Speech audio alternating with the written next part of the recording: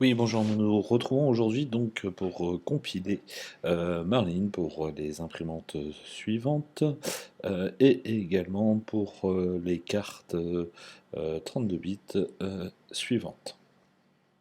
Ok, donc c'est parti pour vous expliquer comment monter donc configurer un Marlin à travers en fait la version de Cheetah V5. Donc la première chose à faire, c'est d'installer, si c'est pas déjà votre cas, Visual Studio Code. Je vous mettrai donc dans les liens dans la vidéo pour aller le télécharger. Donc ici de choisir un download et de choisir votre machine, si c'est un macOS, un Windows ou un Linux. Voilà. Une fois que vous l'avez téléchargé, installez-le et on reviendra tout de suite dessus après. La seconde étape est d'aller donc en fait sur le site de Key3D. Key3D est un fabricant chinois d'une modification pour l'Under 3 et l'Under 3 Pro. Comme vous pouvez le voir sur l'image, c'est une modification des axes XY sur un passage d'un 400 mm. Mais ils ont également développé un firmware. Alors développé, c'est pas vraiment le terme. Je dirais qu'ils ont plutôt restructuré Marlin pour pouvoir simplement le coder, remplir le plus important et de pas être trop paumé quand on n'a pas trop l'habitude. Donc il va falloir aller sur firmware et d'aller choisir Editing and Compiling Cheetah 5.0 in Visual Studio 32 bits. Et ils ont fait la même chose pour les cartes 8 bits, c'est pas trop le sujet de la vidéo aujourd'hui, on est plus sur la version 32 bits, donc il suffit de cliquer dessus. Il va y avoir là deux choses à télécharger. La première, qui est le compiler download, en fait, qui est déjà ouvert chez moi ici, qui est à choisir là, et la même chose de choisir votre version, donc par défaut, il faut que j'ai un Mac, donc il télécharge Mac, pareil, de le télécharger et de l'installer. La troisième chose, pardon, qui est peut-être le plus important, c'est d'aller chercher la version de Cheetah avec Marlin à l'intérieur 2.0.3, d'aller la chercher. Donc deux endroits, soit à travers GitHub, soit directement une version, il me semble, voilà, Google Drive, qui n'a plus qu'à être téléchargée, donc d'aller la chercher directement ici et de la télécharger sur votre poste. Ce que j'ai fait et qui est là. Ok, une fois que vous avez téléchargé la version zippée, vous la dézippez et vous la mettez dans l'endroit de votre répertoire favori. Il n'y a pas une grosse importance, il faut juste savoir où il se trouve pour pouvoir aller la chercher et l'ouvrir dans Visual. Chose qu'on va faire, donc une petite ouverture de Visual Studio Code. Voilà. Il va falloir également que vous installiez une extension qui s'appelle Platform.io. Donc pour aller installer cette extension, sur les icônes sur le côté, vous n'avez pas encore ce petit martien, c'est d'aller chercher ici les extensions de manager et tout simplement d'aller taper ce qu'on recherche. Nous voilà, Platform.io qui se trouve ici. Moi, comme il est déjà installé, j'ai pas le bouton install, mais vous l'auriez, il n'y a plus qu'à cliquer dessus et ça l'installerait.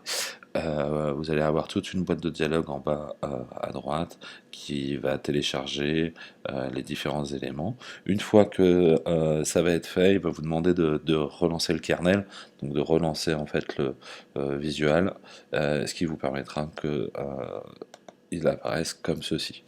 Et donc vous arriverez sur ce menu-là directement. À partir d'ici, nous allons ouvrir donc notre projet. Il suffit d'aller chercher Open Project ici, hop, et d'aller chercher sur le répertoire que vous avez mis le Marlin que vous avez décompressé en .zip. Donc ici, vraiment à la première arborescence, si j'ose dire, puisqu'il faut qu'on trouve le platform mu.ini et de faire Open Marlin. Moi, je vais pas le faire parce que je pense qu'il est déjà chargé. Ouais, c'est le cas. Et du coup, tout en haut, là où vous avez les deux petites feuilles, les deux sheets, vous allez avoir Marlin 2.0 qui s'ouvre. Et c'est là que nous allons commencer à préparer le, le Marlin.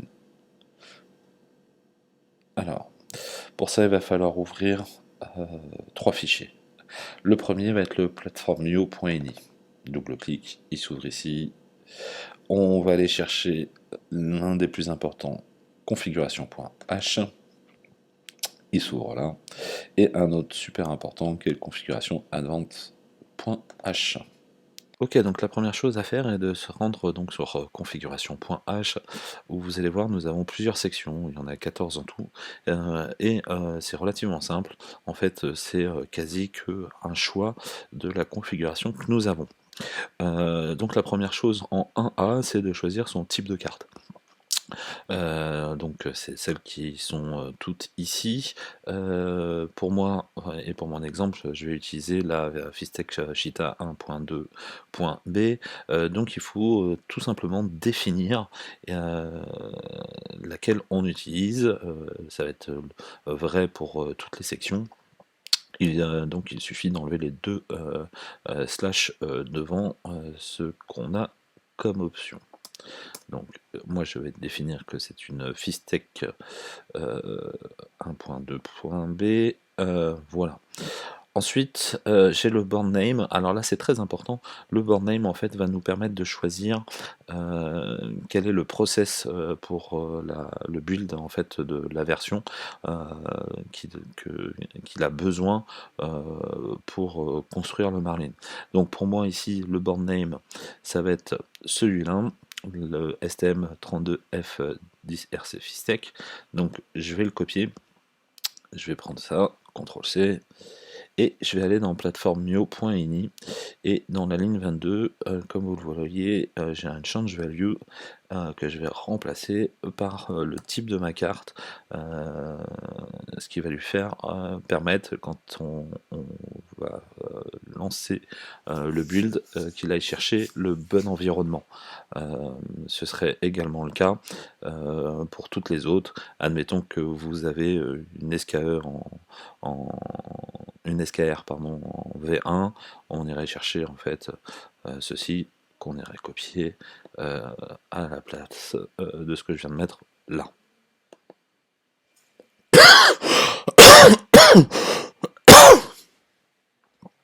Ok, donc passons à la section 1B. La section 1B correspond en fait à l'écran que nous avons sur notre imprimante.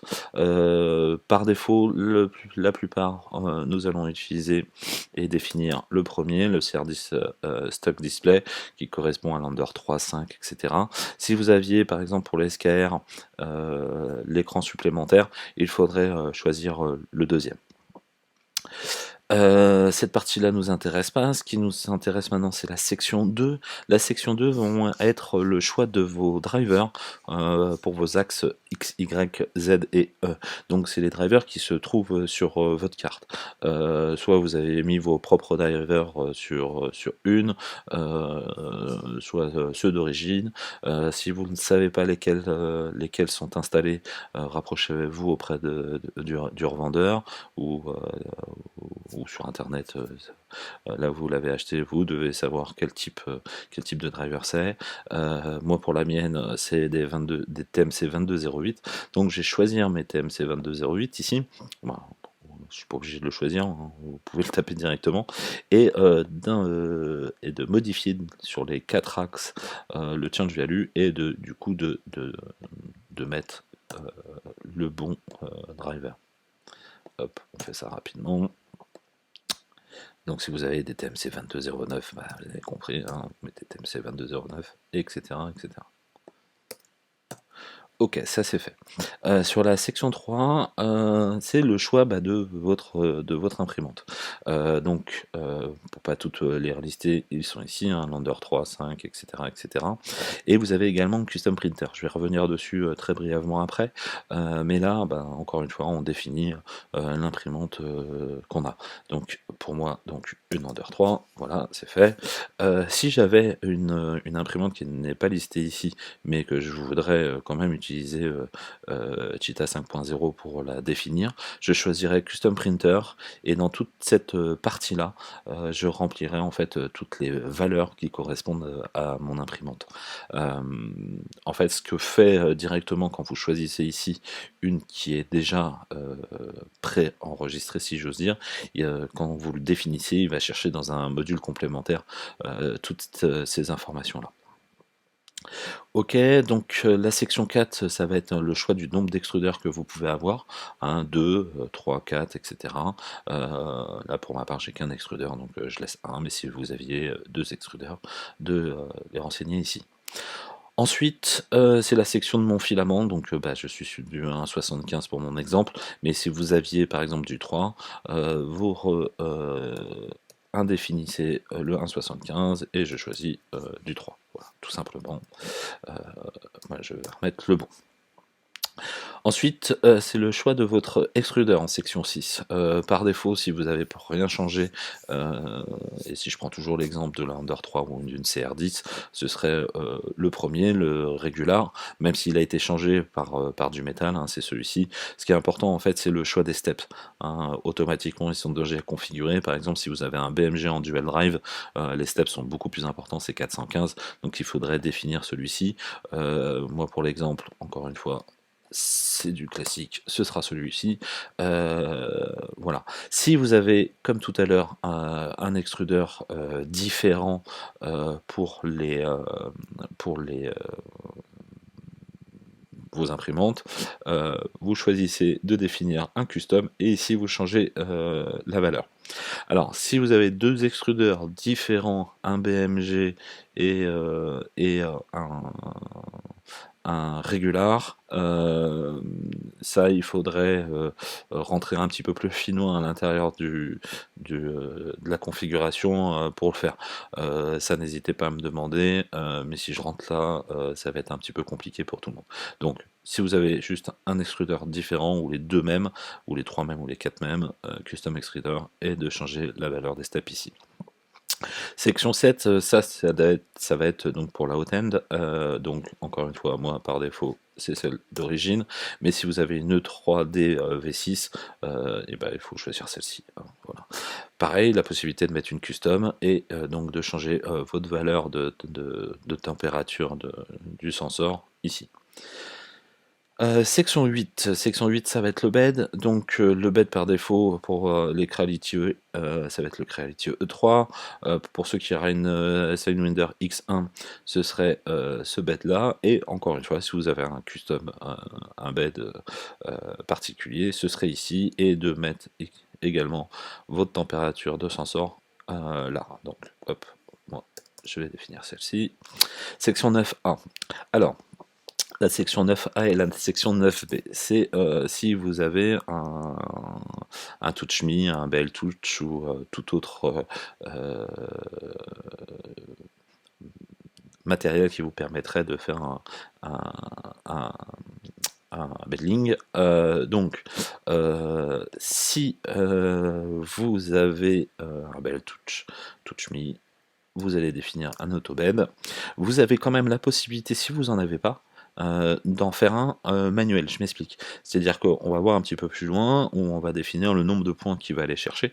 Mais si vous voulez le faire manuellement, donc sans l'aide d'un sensor installé, vous pouvez le définir ici en manuel.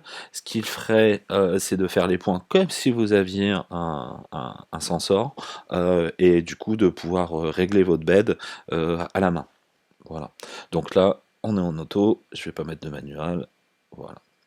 Alors, Ici, il y a une petite particularité pour les propriétaires de BL Touch en V3 ou au-dessus de V3, V3 et V3.1. Si vous avez ce genre de sensor, alors pour ceux qui ont en dessous de V3, c'est pas compliqué, vous définissez le deuxième. Ceux qui auraient une version V3, V3.1, il faut définir cette deuxième, mais également la première. D'accord. L'un va pas sans l'autre quand vous avez une version 3. Moi, pour ma part, j'en ai pas, mais j'ai un TouchMe, donc je vais définir celui-ci. Vous avez également la possibilité pour les processeurs de sensors en capacitive inductive de le définir là. La section 11A, lui en fait va nous permettre de définir le nombre de points à tester quand on lui envoie un G29. Par défaut là vous avez 4, hein, donc il va faire 4 x 4 tests, donc 16 points. Si vous en mettez 3, bah, il fera 3 x 3, si vous faites 5, bah, il fera 5 x 5. Bon 4 est je pense une très bonne, un très bon test. Le multi-probing 2, ça c'est quand il vient tester le milieu de votre bed pour la première fois quand vous lancez l'impression. Il le fait 2 fois. Voilà, vous pouvez mettre 3, mais ici nous avons 2.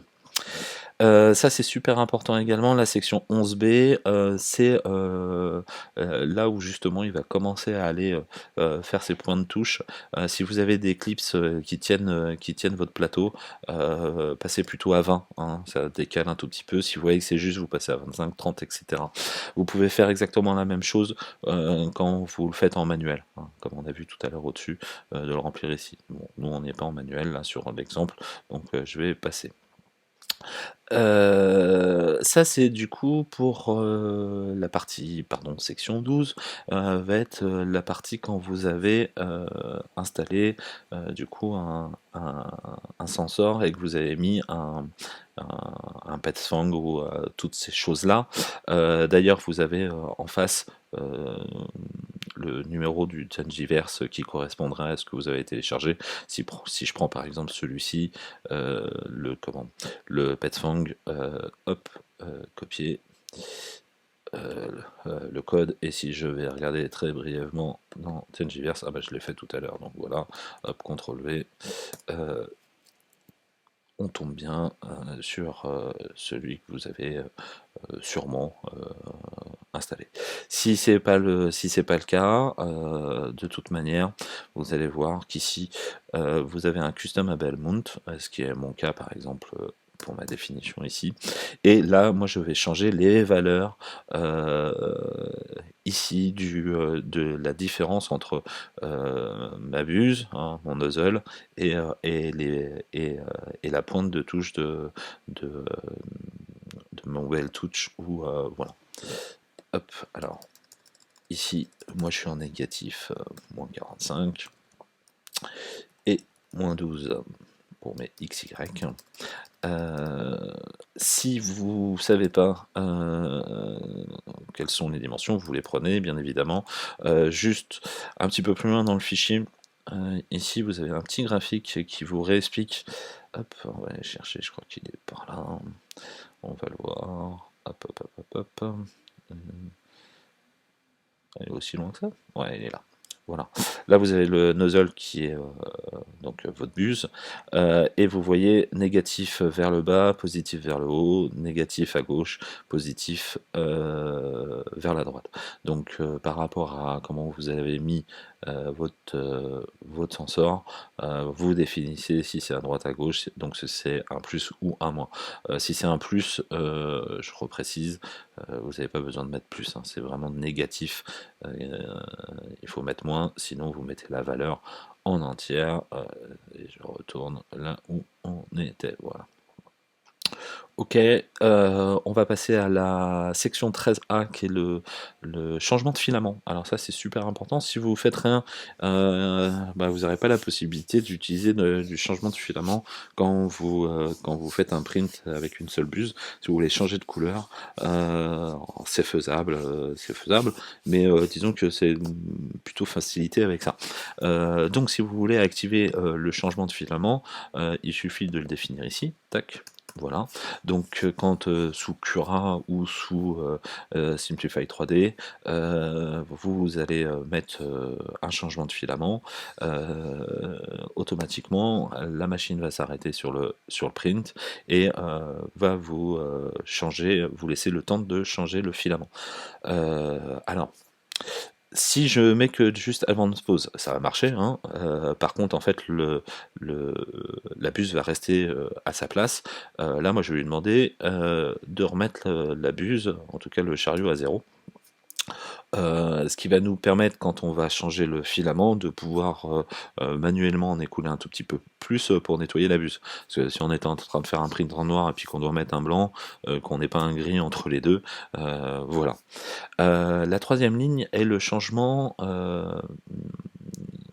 voilà, la distance entre mon extrudeur et ma buse. Alors ça c'est important, moi je vais mettre 300 puisque c'est 300 mm, c'est la distance en fait de mon PTG. euh, voilà, puisque quand il va faire une pause, automatiquement il va vous extraire, donc en négatif, hein, il va vous extraire automatiquement votre filament. Voilà, ok. 13B, ça c'est si vous aviez un détecteur de fin de filament. Voilà, il suffirait de remplir les valeurs 13B ici. Ensuite, s'il y a des inversements, donc ça c'est euh, à remplir là. Section 14, ça c'est si vous aviez inversé par exemple un axe et que vous voulez le définir ici. Voilà. Entre autres les axes, ou si vous voulez changer vos jerks, etc. Les accélérations. Bon, généralement on touche pas trop à ça. La configuration H est finie, on va juste modifier pour certains une petite variable dans configuration advance.h qui est la ligne 24. Tac tac. Non, qu'est-ce que je vous dis? C'est pas la ligne 24, c'est la ligne 31. Ceux qui auraient des TMC 2209, des 2130, etc., et que votre Bell Touch vous permet de faire un sensorless humming, hein, de retourner, il faudrait le définir ici. Moi, pour les 2208, ça marche pas. Si vous avez un doute à savoir si le sensorless humming marche avec votre carte, ou en tout cas avec vos drivers, vérifiez-le avant de changer. Moi, ça marche pas, donc je le définis pas. Voilà, là on a configuré notre Marline. Une dernière petite chose, je vais retourner sur configuration.h. Notre Marline serait en anglais. Si vous le voulez dans une autre langue, je vous invite à faire un CTRL F, hein, et puis rechercher French. Voilà, il faudrait mettre FR sur la ligne 1971 à la place d'anglais. Voilà. Alors si vous voulez une autre langue, il n'y a pas de problème. Toutes celles qui sont indiquées ici, il y a le fichier langue de prévu. Voilà, donc tout est prêt. Nous avons maintenant plus qu'à lancer un build et pour créer le firmware. Alors, c'est très simple, il faut se rendre en bas à côté de la petite maison. Ici, vous avez build, il va s'afficher normalement, voilà, et de le lancer. Donc la première fois, c'est plutôt relativement long. Là, je l'ai lancé, puisqu'il va télécharger, en fait, si ça n'a pas été fait auparavant, il va télécharger tout ce qu'il a besoin comme driver, comme en fait toutes les librairies. Voilà. Si vous faites un changement après derrière, comme il aura déjà toutes les librairies, en théorie, il ne retéléchargera pas, sauf si vous recompilez pour une autre carte ou des choses comme ça. Pendant qu'il est en train de faire ça, je vous indique juste là où vous avez mis le Marlin. Alors, sur Mac, c'est des fichiers cachés. Sur Windows, vous l'avez. Il va en fait mettre la version ici dans Build. Avant de lancer une compilation, je vous invite à supprimer le répertoire Build. Il va le recréer. À chaque compilation, supprimez-le. Comme ça, vous êtes sûr qu'il relance bien tout. Ok. Je vous reprends une fois que tout ça c'est fini. À tout de suite. Ok, voilà, donc magie du montage vidéo. Les 6 minutes de compilation sont finies. Donc vous voyez, j'ai un succès. Donc ici, il a ignoré toutes les autres cartes. Il l'a bien créé pour la carte que j'avais demandé. Donc ça, c'est parfait. Donc si on se retrouve maintenant sur le répertoire qu'on a téléchargé tout à l'heure, donc version Windows, ce ne sera pas grisé comme moi. Pour les versions Mac, pensez à passer sur les fichiers invisibles. Build ici, j'ai ma carte qui est là. J'ai tout le montage qui est fait ici. Ce qui nous intéresse évidemment, on va ouvrir ça, ce sera plus simple. Nouvelle fenêtre, hop. C'est le firmware.exe que vous avez ici, qu'il faudra donc télécharger sur votre carte. Donc ça peut dépendre de pas mal de cartes différentes, ça peut être aussi un point bin pour certains. Pour moi c'est un point exe pour celle-ci. Donc soit en envoyant en USB, soit à travers un bootloader pour les Creality, soit pour certaines comme les SKR à mettre directement sur votre carte SD. En tout état de cause, moi ce que je vous conseille c'est avant tout, et je vous engage à le faire, parce que ce que je vous montre reste votre responsabilité, c'est de sauvegarder votre firmware déjà existant et qui marche, de le sauvegarder quelque part. Donc soit en le retéléchargeant, soit ceux qui sont avec une carte SD de le récupérer et de le mettre de côté, afin de pouvoir, le cas échéant, si vous avez envoyé une mauvaise information, de ne pas vous retrouver avec une machine plantée. Voilà. Moi ce que je fais également, c'est que mon firmware que je crée ici, j'en fais une copie, donc je le laisse comme ça. Celui-ci, pour vous montrer, je vais le copier, hop, et dans mon Marlin 2.0, là je crée un répertoire firmware, et je vais renommer ce que j'ai mis comme option dessus, parce que il peut être amené, moi ça m'arrive très fréquemment de changer mon firmware, parce que là moi c'est pour une Cheetah 1.2 B, et je sais que j'ai un touch me dessus, et extruder, généralement c'est les trucs que je change, extruder 1. Pourquoi? Parce que si par exemple demain je remets un dual drive avec un BMG dessus, bah, je le change, hein, voilà, au moins comme ça me permet de ne pas recompiler à chaque fois. Voilà, je pense que je vous ai tout dit. Je vous laisse là-dessus. Merci à vous d'avoir regardé cette vidéo. N'hésitez pas à vous abonner à la chaîne, puisqu'il va y en avoir plein d'autres qui vont suivre. D'ailleurs, une prochaine, peut-être demain, concernant toujours Cheetah, mais sur vous montrer un petit peu comment marche au niveau de l'écran de l'imprimante. Et un petit pouce bleu, ça fait toujours plaisir. Amusez-vous bien, et merci, et à bientôt.